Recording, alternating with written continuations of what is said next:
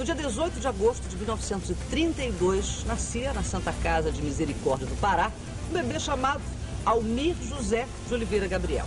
Se tornou médico, especialista em cirurgia do tórax, cirurgia do coração e depois um dos mais importantes políticos da história desse estado.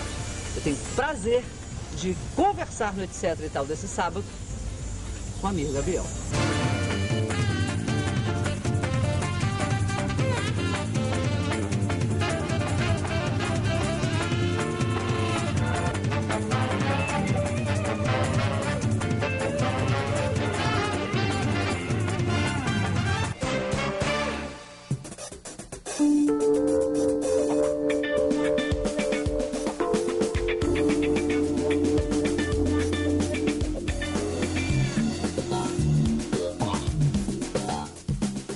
Doutor Almir, o senhor tinha uma vida de extremo sucesso na medicina e resolveu entrar na política, ou a política, na verdade, já estava inserida nesse contexto junto com a medicina? Como é que foi isso?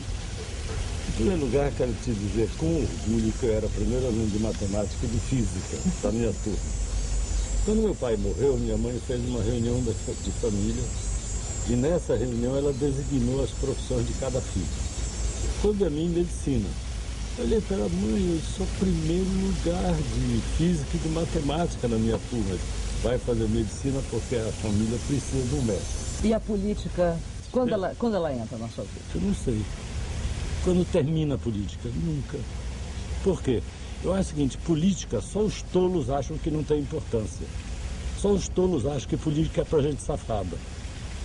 Só os tolos, absolutamente tolos, é que acham que política deve ser abandonada para os que têm cintura. Isso é mentira. É para quem é honesto, para quem é sério, que deve fazer política séria. Agora, politicalha, claro, todo mundo pode fazer. Agora, doutor Almir, por exemplo, essa sua formação no Partido Comunista, esse seu interesse, seu alinhamento com essas diretrizes, esse sonho de um mundo mais igualitário. Aí, quando o senhor começa a ocupar cargos dentro dessa estrutura administrativa, o senhor estava ali em algum momento, na verdade, né, num momento da sua vida, já aqui no Pará, o senhor ocupa cargos no governo Alacide Nunes, que era um governo ainda dentro da ditadura militar, meio alinhado à direita. Como é que o senhor se administrou aí, como é que o senhor administrou esse seu histórico? Aparente contradição. Exatamente, seu histórico de comunista. De frente do Grande Hotel tinha um grande pátio e até hoje existe lá o Bar do Parque. A gente, quando era garoto de 17, 18 anos, ia para lá para o Grande Hotel. As meninas bonitas do Pará ficavam esperando os caras que vinham de branco. Ou no Almirante Saldanha, ou nos navios de americanos. E a gente ficava pau da vida, né? O certo é que nós tínhamos uma certa intimidade com aquela área de Belém. Quando eu fui escolhido pelo Alacide, eu fui para lá. E aí atravessei e encontrei o Rui Barata. Ele se virou para mim e disse: foste alugado pela ditadura, né? E aí, filha dessa... Eu disse: olha, senhor, na verdade o partido mandou que eu assumisse. Que estava numa época em que o Partido Comunista estava se infiltrando nos governos da ditadura. Então eu estava obedecendo uma ordem do partido. E te digo, o Alacide foi um grande governador para mim. As 2 ou 3 vezes que ele tentou mexer dentro da secretaria, eu fui aos peitos dele e ele respeitou tudo aquilo que a gente tinha recomendado. Então eu não tenho nenhuma queixa do Jader, nenhuma queixa do Alacide, não tenho mesmo. Como governadores? Como governadores, na própria medida em que eles respeitavam a diretriz técnica e a diretriz ética com que eu conduzia a secretaria. É natural que antigos inimigos políticos de repente se tornem amigos? Quer dizer, é preciso haver muita conversação, é preciso abrir mão de certas crenças políticas? É porque na política é isso mesmo, o jogo é esse? O que você acha? Olha, política não é coisa de amigo, não. Política é coisa de país, de nação. E o interesse da nação é que você deve colocar acima de tudo. Não é o meu compadre, o meu amigo, a minha mulher, não tem nada disso, não. Eu acho que nunca tive nenhum problema de conversar com ninguém na própria medida que eu defendo ideias, posições éticas. Então, quem respeitar essas posições éticas, essas ideias, tudo bem, qual é o problema? Eu converso com Jader? Converso. Converso com Jarbas Passarinho, onde eu tive talvez a maior distância ideológica. Mas é um homem honrado, sério. Vocês foram senadores constituintes no mesmo período, né, doutor? Mesmo período. E tenho respeito ao trabalho dele. Em posições ideológicas, vamos dizer, naquele momento, um pouco distintas, né? Um pouco distantes. Bastante distantes. Pelas minhas mãos, já passaram mais de quase R$1 trilhão. R$1 trilhão. Quer dizer, o senhor já assinou decisões que movimentaram mais de R$1 trilhão, hein? O orçamento da República, na época, correspondia a alguma coisa em torno de 400 bilhões de dólares. Multiplica pelo dólar de hoje, 400 bilhões, daria 640 bilhões.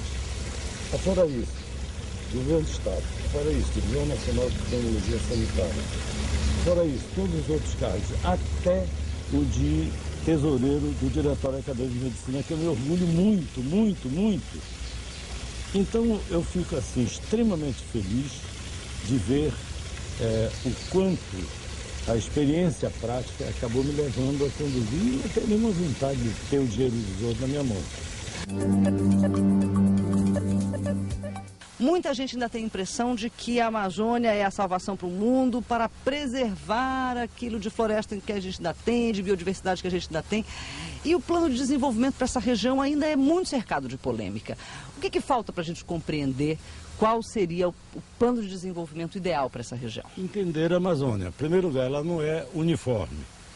Tem a Amazônia desértica, tem a Amazônia de campina, tem a Amazônia de margem de rio, tem a Amazônia de serra, enfim, tem pelo menos 7 ou 8 tipos diferentes de Amazônia. Todas elas compreendidas na Amazônia política ou Amazônia geográfica. O que me amola é que quem mais fala da Amazônia são os que menos entendem e, em geral, não moram aqui. Porque os daqui ficam de bico calado.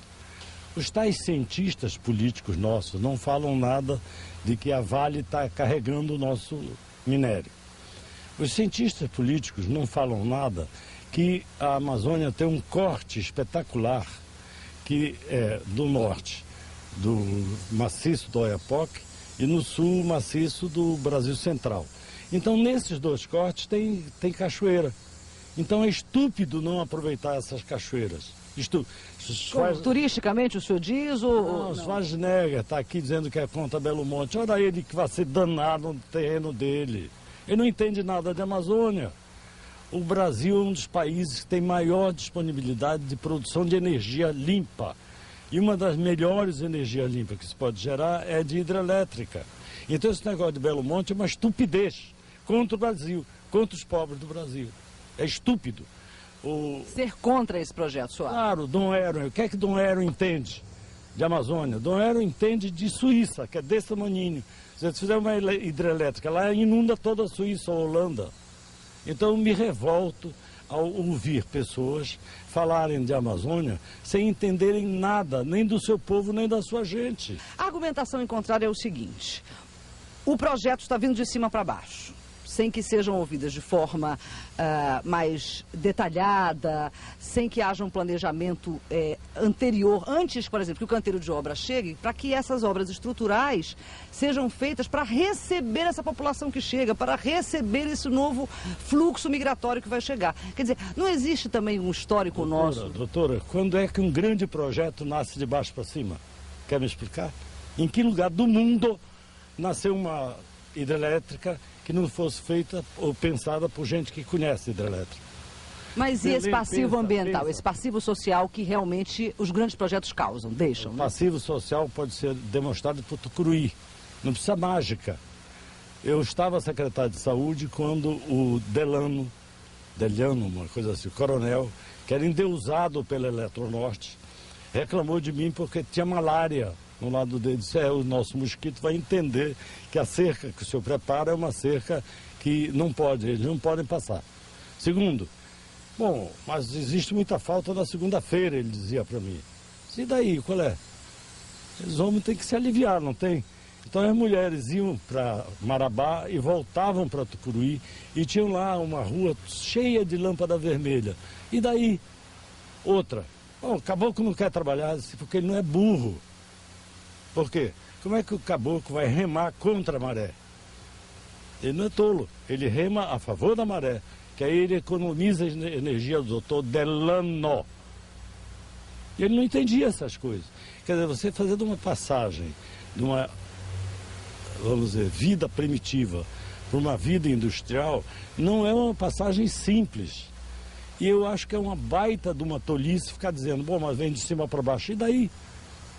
Me diz, o projeto do Rio Vermelho, lá na China, foi feita uma Assembleia Geral, os índios decidiram que deveria ter. Que história é essa? O Brasil não pode parar e tem que produzir mais energia. O resto é safadeza, com outros nomes, com outro confeito, tá? O Brasil pode, com pré-sal. Filha, veja bem. O Obama veio aqui na posse da nossa presidenta, não, mandou a Hillary. A Hillary deve ter chegado aqui e dizer, olha, Obama vem aí depois. Por quê? Eles devem vir discutir o pré-sal, né? Você reparou a coincidência da maior entrada de dólar no primeiro semestre, 34 bilhões, foi agora? Coincidência engraçada, né? E o presidente foi jogar bola com o moleque lá no morro. E tem criança que acredita nisso, e tem jornalista que acredita nisso. Não pode. Então, e ao mesmo tempo que ele estava fora dos Estados Unidos, mandava bombardear a Líbia. Vamos acabar com essa brincadeira. Política é para gente séria e gente que tenha cuca. Quer dizer, gente que se meça do queixo para cima e não do queixo para baixo.